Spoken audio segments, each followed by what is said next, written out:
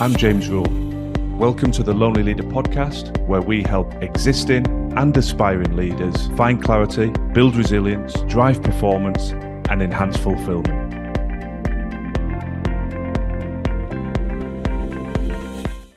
I'd like to start by asking you a question. When did you last genuinely take the time to reflect? Not skimming through your to-do list, diving into your inbox, or perhaps replaying a difficult conversation at 2 a.m, but pausing, being intentional, asking you questions like, how am I leading? How am I operating? Who am I becoming? For many of the leaders I work with, the question is answered by, well, hardly ever, or indeed never. And if that's you, please don't be uncomfortable with that. You are not in the minority, you are in the majority. I find that irrespective how high-performing leaders may be, they are rarely taking enough time or any time at all to reflect. And that is exactly the problem I want to address in today's episode. All of the leaders I work with are extraordinarily busy. They're smart, they're passionate about what they do, they care deeply about how they lead and what they deliver. But the harsh reality is many of them share a particular blind spot, and that is because they are moving so fast, they do not take the time to stop and process what is happening to them. Now, I'm sure you can relate to this. You have a really challenging board meeting or senior leadership team meeting, and you're straight into the next call, or you jump from one virtual meeting to the next. You have one particularly difficult conversation and you're straight back on the phone, straight back into a virtual meeting, or walking back through your office door to meet somebody else. There's that constant flow of activity and the need to be busy and moving forward through that seemingly endless to-do list. So what happens over time is you keep making the same decisions, acting in the same way, bumping into the same version of yourself, if you will, because you never reflect on, is this the best version of me? Am I leading to the best of my ability? There's a quote I've always loved from Socrates that reads, an unexamined life is not worth living. Now, Socrates might not have been talking specifically about leadership. Perhaps it was a wider reaching statement than that, but I think it sits perfectly with leadership. An unexamined life is not worth living. Socrates may have been talking about this a couple of thousand years ago, but it's as relevant today as it was then. The leaders that I see consistently performing at the highest levels of performance and being able to sustain that have an X factor, which is linked back to the fact that they take the time to process what is happening and to reflect. Conversely, the most intelligent, high-performing leaders that find themselves struggling, it often isn't anything to do with their intellect or their ability. It's simply that they've become so overwhelmed with the speed at which they're moving and the fact that they are failing to reflect that is compromising their levels of performance and in turn their fulfillment. Okay, common sense so far, but as I always say, common sense isn't always common practice. So what is the reason why leaders may not take the time to reflect? Well, there's probably 3 that I see most frequently. So let me lead with the first one, fear. Quite simply, fear of what you might find. It's easy to deflect and keep your head down, moving forward 100 miles an hour, churning through emails, meetings, and calls. Often, whether you are consciously aware of it or not, whether you want to accept and acknowledge it or not, there is a fear of, I do not know whether I'm going to like the answers if I really sit and reflect. Am I leading to the best of my ability? Am I aligned with my values? Am I going to like what I see? So the busyness is almost a coping mechanism to deflect away from facing those challenging answers to those questions born out of a fear of, well, what do I do if I don't like the answer? The second core reason is a confusion between reflection and rumination. So when I challenge leaders and say, are you reflecting? Often they'll say, yes, I am. But what they're actually doing is ruminating. They're on a loop, if you will, going over and over a problem, a difficult conversation, something that's not gone well, but they're not looking for solutions. They're not looking for learnings. They're just almost beating themselves up, if you will, about a situation, a conversation, a strategy that hasn't gone as well as they would have liked. Reflection is much more intentional about asking, what can I learn from this? What could I have done differently? What went well? What didn't go well? What am I going to do differently in the future? It's much more proactive and solution orientated than rumination. And the third reason that I see most frequently is a cultural one. Quite simply, stillness is not valued. Busyness, frenetic movement is almost a badge of honor. Look at how many meetings I can cram into the day, how much time I spend on my emails. The phone is always glued to my ear. And yes, we need a high level of productivity, but we don't value carving out time to be still and genuinely reflect. And this is almost a call to action for you to give yourself permission. I'm not saying lose that productivity, lose that ambition. I'm asking you to find space in amongst it all to reflect so that you will perform at a higher level. These things are mutually complementary. They're not mutually exclusive. It's not a case of, well, if I reflect, I'm no longer productive. Quite the contrary.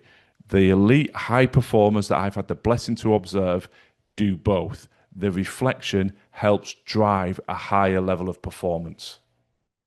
I always like to pull out practical examples of what we talk about in play.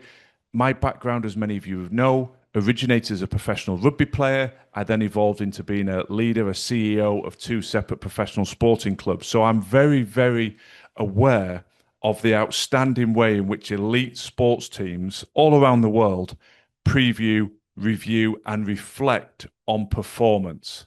One of the teams I've loved to study is the New Zealand All Blacks Rugby Union team. They've got one of the highest win percentages of any team in the history of sport. It goes back well over 100 years and stands at about 75% win ratio. Obviously, the players change, the coaches change, but there are standards and cultural pillars, if you will, that allow them to perform at the highest level over the long term. And one thing they do outstandingly well is reflect, dissect performance, take out what's working well, take out what's not working, and have the humility to be able to give and take that feedback effectively and then implement it in their strategy moving forward.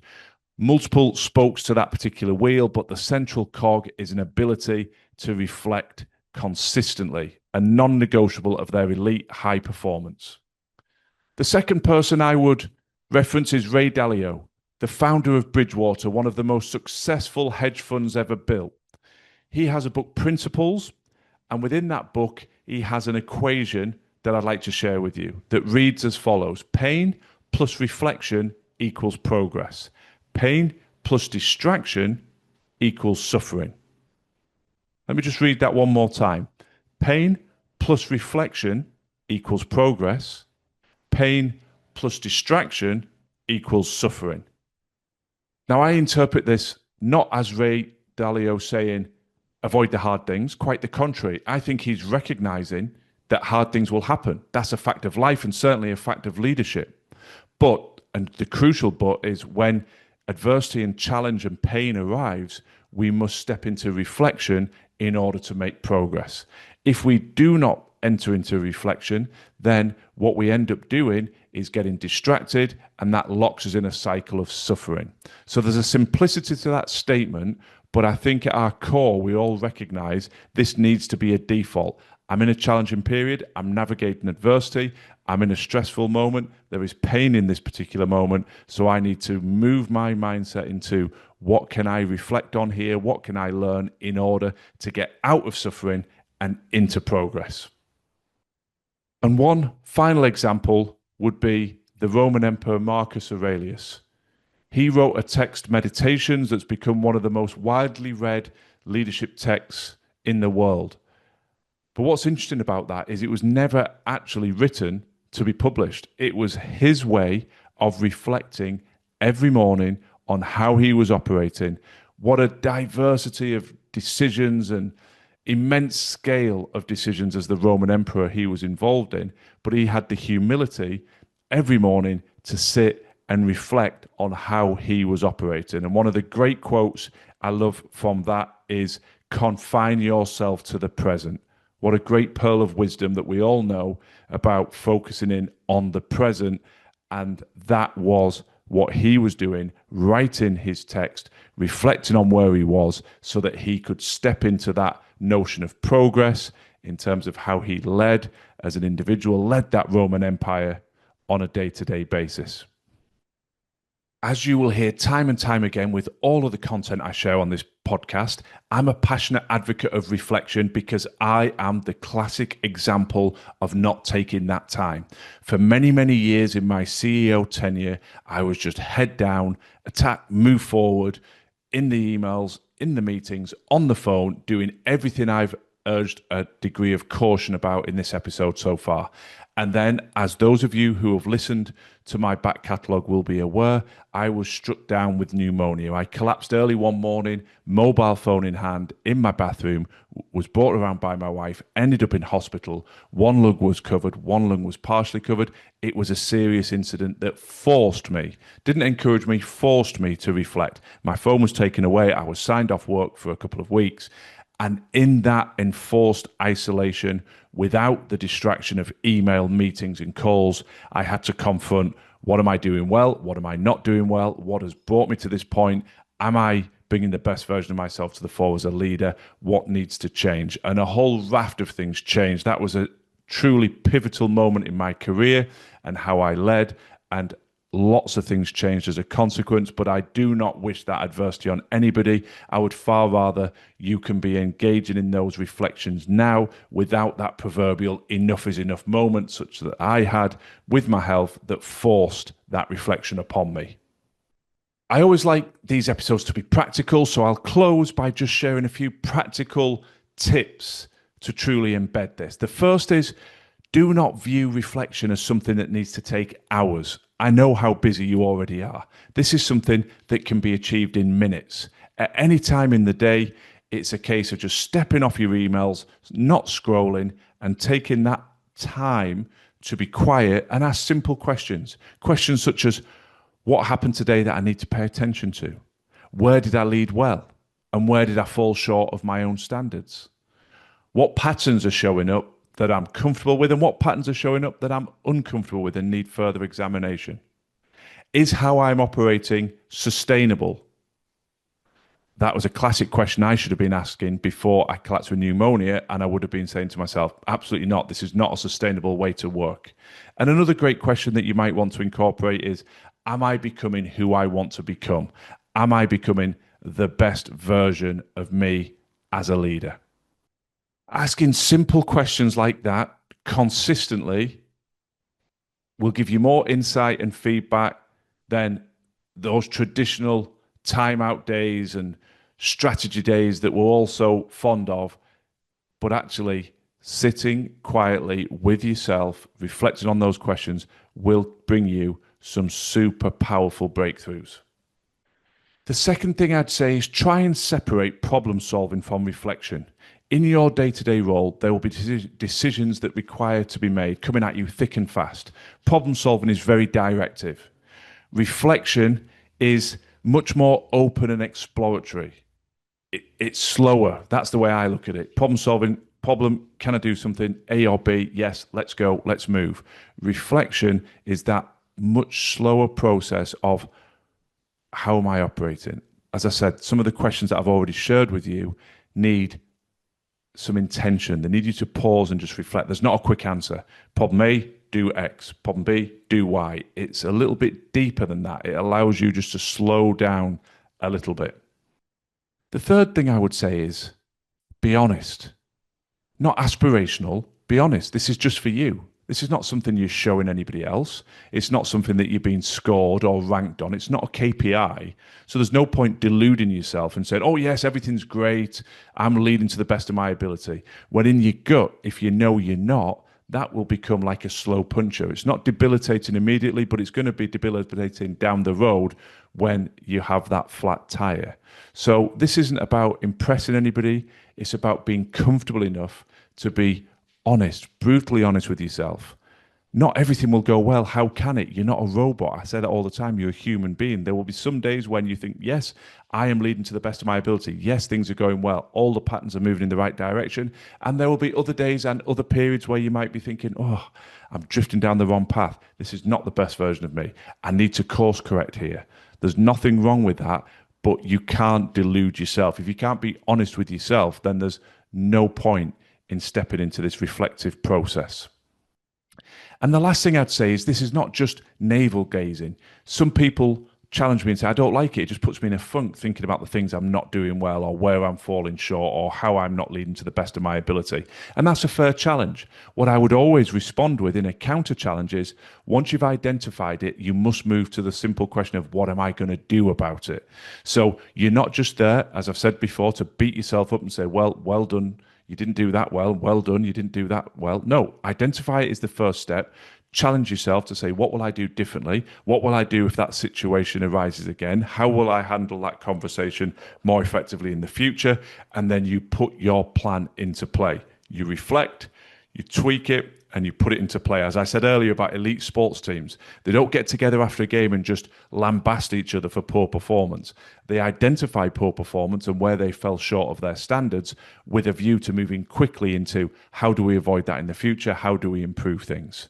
So that will prevent you finding this as a painful and frustrating process, and hopefully move you into seeing it as an empowering process, because you have the awareness of what's gone wrong, but you're quickly moving into the solution of what you will do differently in the future. So let's finish with the question we opened up with. When did you last reflect? Hopefully that feels less challenging, less uncomfortable, because there's a little bit of a roadmap we've explored that you can step into. See this not as a nice to have, but as a non-negotiable. If you want to sustain high performance over the long term, have the highest level of fulfillment over the long term, then there are no shortcuts.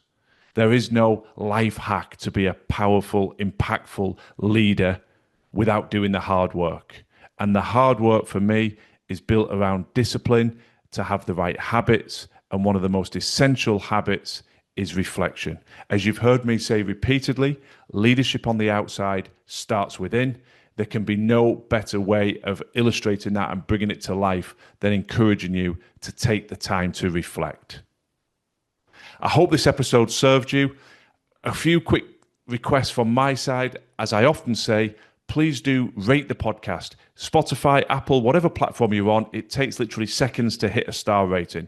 Perhaps pen a couple of lines by way of review if it's serving you. That feedback is hugely appreciated, but it also helps us with the algorithms to share this content and reach more people. And indeed, if you think this podcast can help people, if you listen to an episode where you think, oh, this has really helped, then just share it. Send it to a colleague, send it to someone that you love, someone that you have a relationship with, and say, I thought this might be of interest. I'm finding it useful. Again, I know it's an ask, but it's an ask from a genuine place of I'm here to support as many people as I can. This content is free. It's available. I want as many people to have the option of listening to it as possible. So your support in that regard is hugely appreciated. If you'd like an additional resource, the Leadership Accelerator is our weekly newsletter.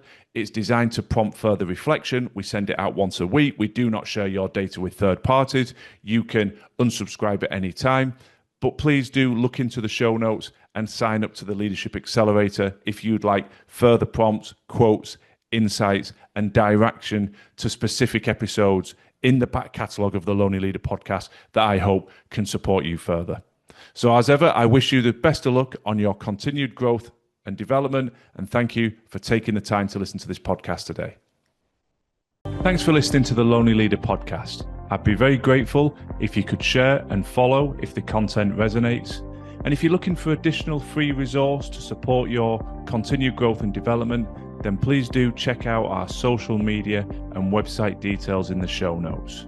Remember, quality leadership on the outside must always start within.